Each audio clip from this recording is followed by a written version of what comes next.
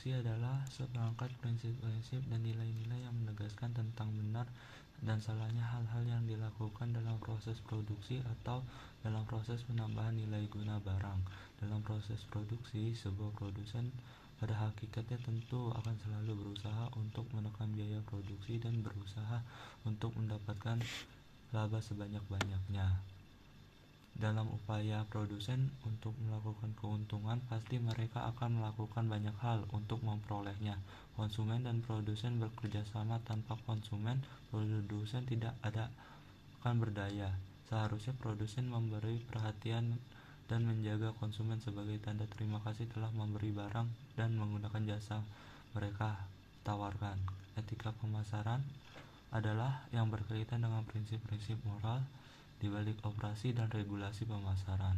Tanggung jawab sosial seorang manajer pemasaran meliputi perkembangan program pemasaran dan meningkatkan kesadaran dan menerima ide-ide dan praktek sosial. Etika menentukan karakter dan citra publik. Tahapan-tahapan tersebut yaitu yang pertama, promosikan etika dalam tahap perencanaan. Sumber utama dan konteks untuk perencanaan pemasaran adalah tujuan dan misi perusahaan untuk memasukkan etika dalam tahap perencanaan.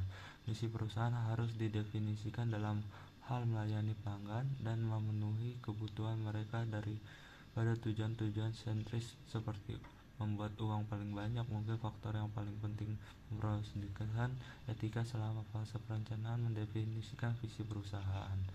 2. Mempromosikan etika dalam tahap implementasi. Tahap ini menempatkan strategi pemasaran dalam tindakan dengan menggunakan bauran pemasaran, harga, promosi, produksi, dan flash. Setiap perusahaan akan mendasarkan rencana dan pada kebutuhan rinci pelanggan dan strategi dipilih memenuhi kebutuhan tersebut. Dari segi harga, praktik yang tidak etis dapat mencakup persetujuan tender atau perusahaan juga harus menggunakan metode promosi, menghadirkan iklan negatif, dan mempromosikan kebenaran dan kejujuran tentang suatu produk.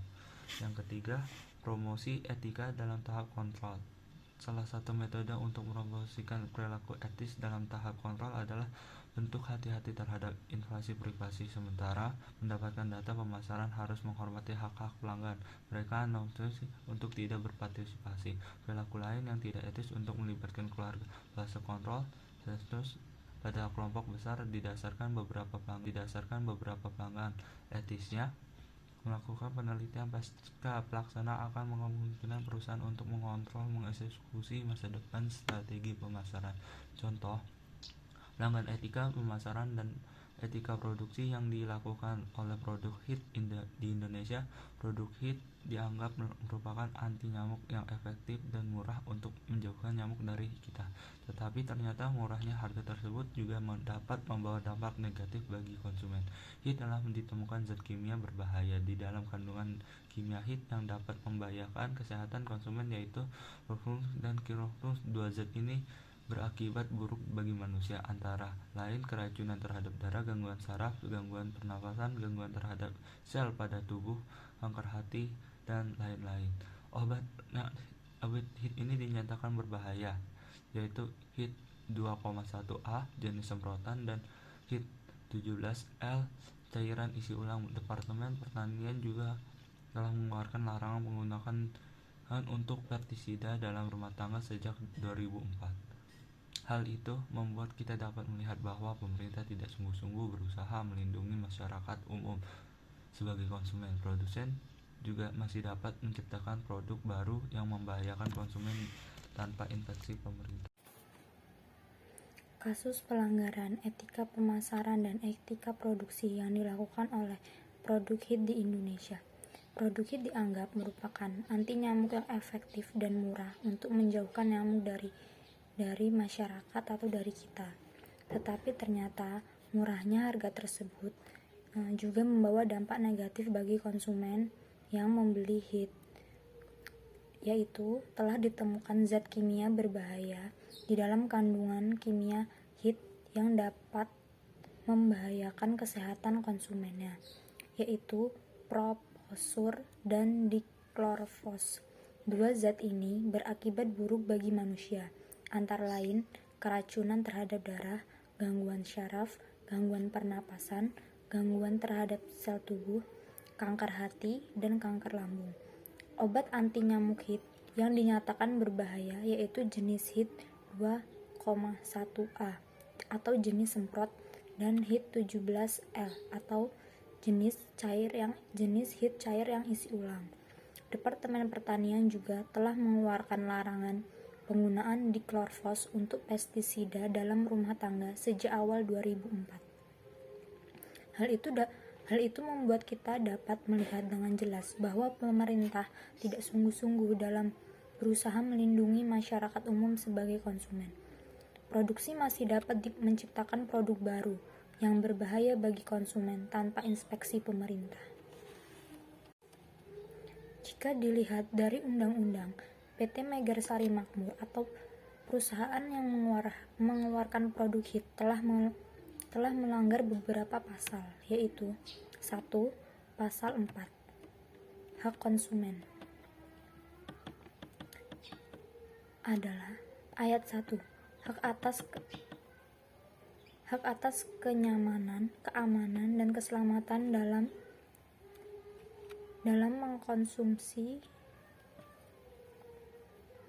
barang dan atau jasa. Ayat 3 hak atas informasi yang benar, jelas, dan jujur mengenai kondisi dan jaminan barang dan atau jasa. Dalam pasal tersebut, PT Megarsari tidak pernah memberi peringatan kepada konsumennya tentang adanya zat-zat berbahaya di dalam produk mereka. Akibatnya, kesehatan konsumen dibahayakan dengan alasan mengurangi biaya produksi HIT. 2. Yaitu pasal 7, kewajiban pelaku usaha. Ayat 2. Memberikan informasi yang benar, jelas, dan jujur mengenai kondisi dan jaminan barang dan atau jasa, serta memberi penjelasan penggunaan dan perbaikan dan pemeliharaan.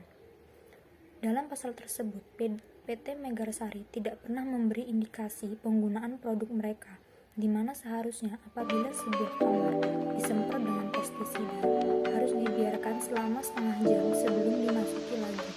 3. Pasal 8 Ayat 1 Pelaku usaha dilarang memproduksi dan atau memperdagangkan barang dan atau jasa yang tidak memenuhi atau tidak sesuai dengan standar yang dipersyaratkan dengan ketentuan peraturan perundang-undangan.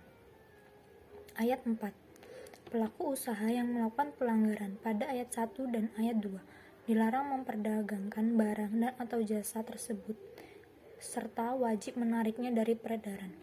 Dalam pasal tersebut, PT Megarsari tetap mengeluarkan produk walaupun produk HIT tersebut tidak memenuhi standar. PT Megarsari tetap meluncurkan produk mereka walaupun produk HIT tidak memenuhi standar dan ketentuan yang berlaku bagi barang tersebut. Seharusnya produk HIT tersebut sudah ditarik dari peredaran agar tidak terjadi hal-hal yang tidak diinginkan, tapi mereka tetap menjualnya di peredaran walau sudah ada korban dari produknya. 4. Pasal 19 Ayat 1 Pelaku usaha bertanggung jawab memberikan ganti rugi atas kerusakan, pencemaran, dan atau kerugian konsumen akibat mengkonsumsi barang dan atau jasa yang dihasilkan atau diperdagangkan.